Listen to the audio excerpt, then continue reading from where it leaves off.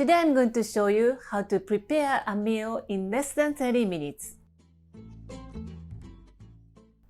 If you have a meal prep in your fridge, you don't have to spend much time in your kitchen. Let's see how to make this dinner in 20 minutes.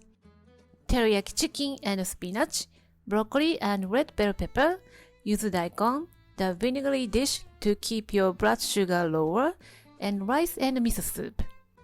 The basic idea of building the menu is combining various kinds of food from each section. The portion is according to the chart. This is for me, middle-aged women. Men or person with high daily activities should eat more. The food should contain low GI food. But as you know, white rice or white bread is a high GI product, so to avoid the blood sugar spike and dropping, combining with the low GI product is the best way to sustain your blood glucose. And this is the basic structure of Japanese meals. Usually, we start by cooking the rice. It will take about 30 minutes, so while rice is cooking, we cook other dishes. Cut chicken thigh into chunks.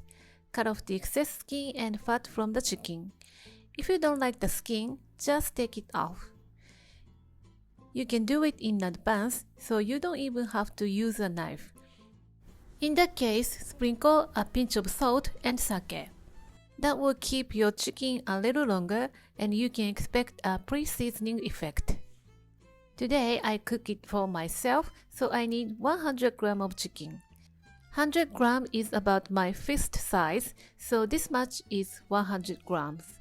You can just eyeball it. You don't have to measure every time you cook, just eyeball it. Put them in a plastic bag and dust them with potato starch. Start cooking on medium-low heat, covered. Flip them over and cook another 3-4 minutes.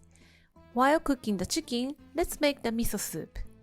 It's not a fancy dish but everyday meals, so let's make it with the powdered anchovy dashi.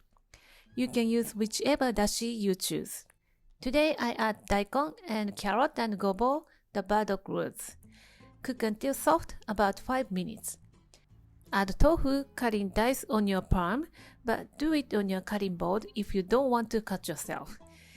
This is the way we do, so don't do this if you are not sure you can do it. I'm using a dark miso today and I don't want to boil the miso to keep the good property.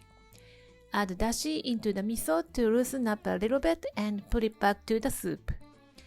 Keep warm until the dinner is ready, but not bring it to a boil. Meanwhile, let's prepare the other dishes. Place some of the leafy greens, which I always keep in the fridge. This will be the dish for the chicken. Transfer prepared broccoli and red bell pepper into a shallow bowl and reheat in the microwave. Transfer the yuzu daikon on the small plate. And now let's take a look at the chicken.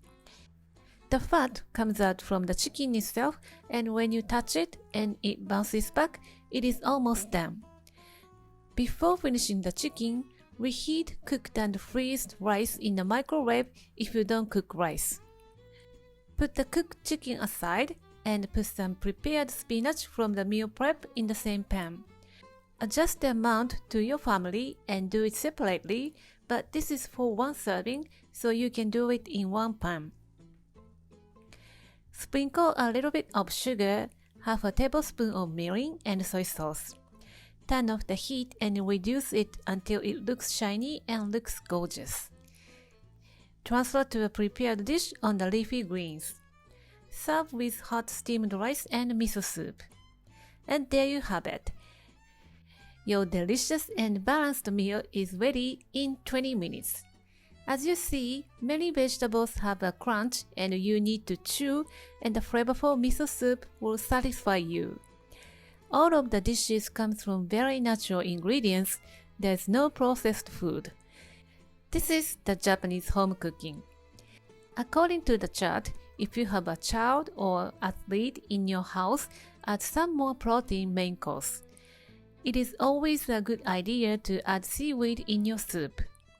And you can add the green peas to your rice when it's the season. If you have a vegetable side dish in your fridge ready to be served, you can save time and energy.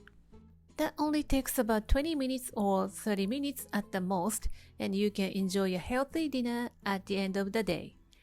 Now you learn the basics of the Japanese cooking, and you have learned how to make your dishes in a practical way. In the next video, I will show you how to season the food in Japanese way.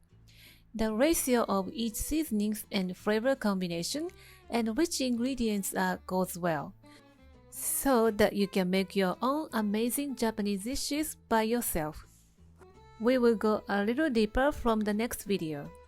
Click like and subscribe and don't miss the next video. Thanks for watching.